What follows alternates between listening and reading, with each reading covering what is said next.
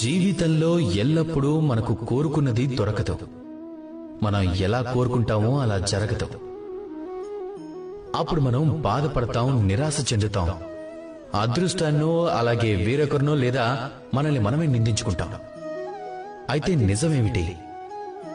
దాన్ని మనం అర్థం చేసుకోవాలి. ఈ ప్రపంచం మొత్తం రాయి రప్పలతో నిండి ఉంది. ప్రతి ప్రదేశంలో మనకు చిన్న చిన్న కంకర దొరుకుతుంది. దాన్ని తప్పించుకునే అవకాశమే లేదు. ఇప్పుడు ఈ విషయం మనందరికీ తెలుసు. దాని ప్రకారమే మన జీవితంలో కూడా ఈ సమస్యలనేవి ఉంటాయి. కనుక వాటి నుంచి ఎవ్వరూ తప్పించుకోలేరు.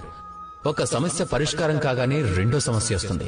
రెండో సమస్యను పరిష్కరించాక మూడో సమస్య వస్తుంది. అయితే సమస్యలు జీవితంలో వస్తూ ఉంటాయి.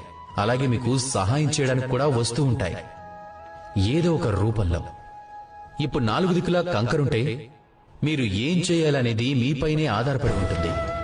ఏ మార్గంలో ముందుకు వెళ్ళాలి, అలాగే ఏ విధంగా ముందుకు వెళ్ళాలి. ఇది ఎల్లప్పుడూ సంభవం కాదు. మీ చరణాల కింద పూలపాన్పు ఉండాలి అనేది ఇది అసంభవం కదా. అందుకే సరైనదేమిటంటే మీరు పాదుకలు ధరించి జీవితంలో ముందుకు వెళ్ళటం. దీని సారాంశం ఏమిటంటే మీ జీవితంలో సమస్యలు వచ్చినప్పుడు వాటిని భయపడకుండా ఎదుర్కోవటం. అలాగే అర్థం చేసుకోవడానికి ప్రయత్నించండి. ఈ సమస్య మన జీవితంలోకి ఎందుకు వచ్చిందని, అలాగే అది మీకు ఏం నేర్పిస్తుంది అని. మీరు ఎల్లప్పుడూ నిందించబడితే వారి గుణాన్ని పరివర్తనం చెందేలా చేయండి. ఈ జీవితం ఇంకా సులభం అవుతుంది.